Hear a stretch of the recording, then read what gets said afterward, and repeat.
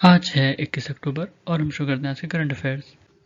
पहला है 2023 का खेलो इंडिया यूथ गेम्स, ये एमपी में होगा। उसके बाद काशी तमिल संगमम, ये एक भारत श्रेष्ठ भारत के तहत इनिशिएटिव लिया गया है, जिसमें सिविलाइजेशन लिंक जो नॉर्थ और साउथ का है उसको बढ़ाया जाएगा। ठीक है, खासकर काशी से तमिलनाडु के बीच। उसके बाद प्रधानमंत्री आवास योजना अर्बन अवार्ड्स में उत्तर प्रदेश को पहला अवार्ड मिला है, दूसरे पर मध्य प्रदेश है और तीसरे पर तमिलनाडु है। ठीक है, उसके बाद एचसीएल के जो शिवनादर हैं उनको मोस्ट जनरस बताया है हुरून इंडिया फिलैंथ्रोपी लिस्ट 2022 ने। ठीक है, उसके बाद मिशन लाइफ, लाइफ मतलब लाइफस्टाइल फॉर इन्वायरमेंट, इसको प्रपोज किया था प्राइम मिनिस्टर ने, जो COP26 हुई थी। ठीक है, इसमें बताया गया कि कैसे इंडिविजुअल के जो एक्शंस हैं और कलेक्टिव एक्शन है वो कैसे इन्वायरमेंट को प्रोटेक्ट और प्रिजर्व कर सकते हैं। ठीक है, मतलब ज़रूरी नहीं कि कोई बड़ी बड़ी पॉलिसीज़ बनाई जाएँ या बड़े बड़े प्रोग्राम्स बनाए जाएँ वही हम मतलब फ़ायदा करेंगे। इनका कहना है कि हर बंदा मतलब हर इंडिविजुअल जो है अगर वो छोटे छोटे स्टेप्स लेगा तो वो भी फ़ायदा करेगा इसमें एनवायरनमेंट प्रोटेक्शन और प्रिजर्व करने में। ठीक है, अ, उसके बाद इसमें बताया गया कि कैसे सस्टेनेबल गोल्स और क्लाइमेट जो एक्शंस हैं अगर वो हर कंट्री के इंडिविजुअल्स लेते हैं तो वो कैसे उनकी जो पॉलिसीज़ हैं उसको इन्हांस कर सकती है। इन्होंने एक मॉडल सजेस्ट किया P3 model, pro planet people. ठीक है, इसमें बताया गया कि जो इंडिविजुअल हैं, इंडस्ट्री हैं और गवर्नमेंट हैं, ये कैसे एक दूसरे को हेल्प कर सकती हैं इसमें। उसके बाद सिंगल यूज़ प्लास्टिक, इंडिया ने बैन किया था 1 जुलाई को सिंगल यूज़ प्लास्टिक, और इसमें 19 आइटम्स थे करीब जिनको बैन किया गया है सिंगल यूज़ के, जो खासकर प्लास्टिक कैरी बैग होते हैं 75 मैक्रोन से जो कम है। ठीक है, उनको प्रोहिबिट किया गया प्लास्टिक वेस्ट मैनेजमेंट रूल्स के तहत, और अभी इसको जो है और कम करके 50 मैक्रोन से जो कम होगा, ठीक है, उसको उसको भी बैन किया जाएगा दिसंबर 2022 तक। सिंगल यूज़ प्लास्टिक की बात करें तो ये वो डिस्पोजेबल आइटम्स होते हैं जिनको एक बार इस्तेमाल करके फेंक दिया जाता है। ठीक है, इनको रिसाइकिल करना थोड़ा सा मुश्किल होता है। इसका इस्तेमाल मतलब सिंगल यूज़ प्लास्टिक का इस्तेमाल पैकेजिंग में होता है। ठीक है, ग्रॉसरी बैग्स की तरह यूज़ किया जा सकता है, straws, containers, plastic cup, cutlery, इन सब में यूज़ होता है। ठीक है, इसका फ़ायदा यही कि ये थोड़े स्ट्रॉन्ग होते हैं, सस्ते होते हैं और इनको ट्रांसपोर्ट करना आसान होता है। पर इनका एनवायरनमेंट इम्पैक्ट जो है बहुत ख़तरनाक होता है, क्योंकि ये डिकम्पोज नहीं होते। अगर ये सॉइल में है तो सॉइल कंटेमिनेशन हो सकता है, वाटर में है तो वाटर कंटेमिनेशन हो सकता है, और अगर किसी ने चोक कर लिया गलती से तो ये उसको इंजेक्शन कर सकते हैं। ठीक है, उसके बाद श्रीलंका के ऑथर हैं शेहन कुर्नतिलका, इनको 2022 का बुकर प्राइज़ फॉर फिक्शन मिला है। उनकी जो नॉवेल थी the seven moons of Maali Almeida. ठीक है, बुकर प्राइज़ की बात करें तो इसको बुकर प्राइज़ फाउंडेशन देती है, वो 2 अवार्ड देती है, एक man Booker prize for fiction और मैन बुकर इंटरनेशनल प्राइज़। उसके बाद सोलर फैसिलिटी, अभी 5th असेंबली हुई थी ISA की, मतलब इंटरनेशनल सोलर अलायंस की, नई दिल्ली में। वहाँ पे एक सोलर फैसिलिटी लॉन्च की गई जो कि एक पेमेंट गारंटी मैकेनिज्म है ISA के अंदर में। ठीक है, ये $1 ट्रिलियन का जो इन्वेस्टमेंट आना है इस क्षेत्र में, सोलर सेक्टर में, ठीक है, उसको अट्रैक्ट करने के लिए ये फैसिलिटी लॉन्च की गई है।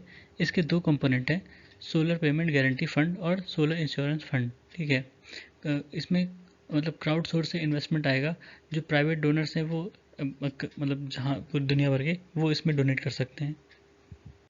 फिर इंटरपोल का मेटावर्स, ये लॉन्च किया गया अभी जो 90th जनरल असेंबली की मीटिंग हुई थी नई दिल्ली में। ठीक है, इसके द्वारा इन्होंने जो इंटरपोल का हेडक्वार्टर लियोन में उसका एक वर्चुअल टूर कराया। ठीक है, उसके बाद इंटरनेशनल कोऑर्डिनेशन ग्रुप, ये 1997 बना था जब मेनिनजाइटिस आउटब्रेक हुआ था अफ्रीका में।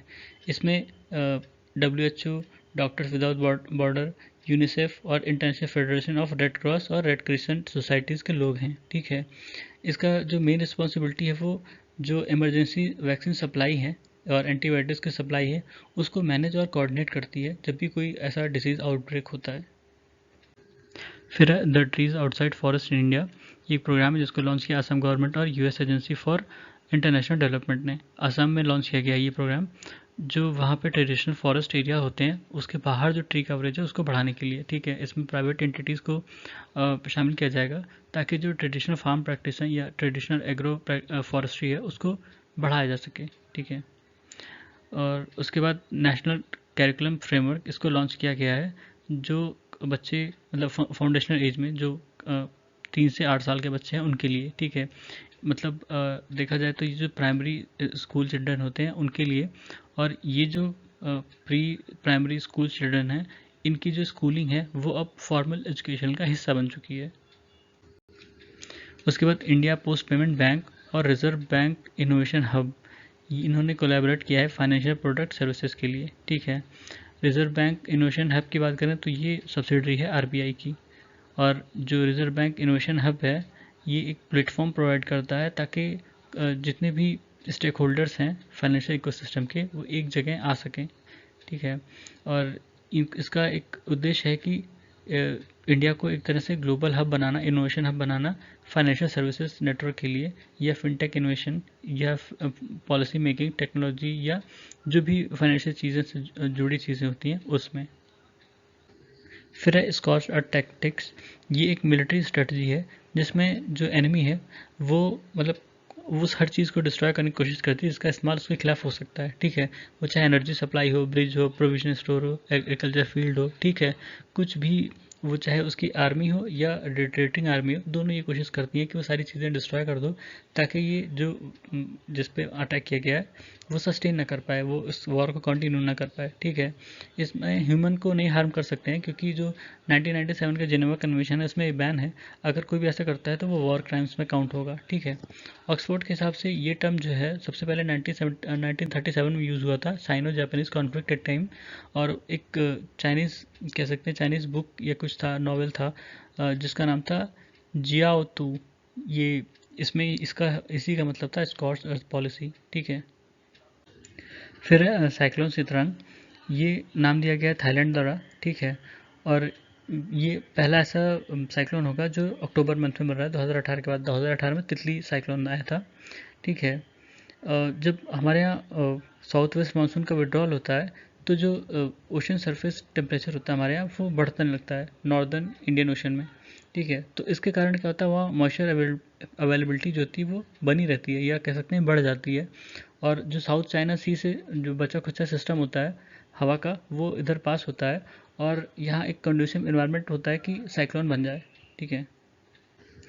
फिर ये भी देखा गया कि जो ओशन एटमॉस्फेरिक फैक्टर्स होते हैं वो भी बाधा डालते हैं।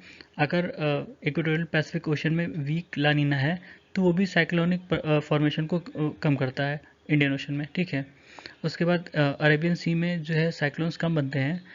1891 से देखा गया है अभी तक केवल 32 स्टॉर्म्स वहाँ डेवलप हुए हैं, ठीक है। आईएमडी कहता है कि अगर साल भर में 5 साइक्लोन्स आए हैं इंडियन ओशन में तो उसमें से 4 जो हैं वो बे ऑफ बंगाल में होते हैं और एक ही जो है उसमें से अरेबियन सी में होता है, ठीक है।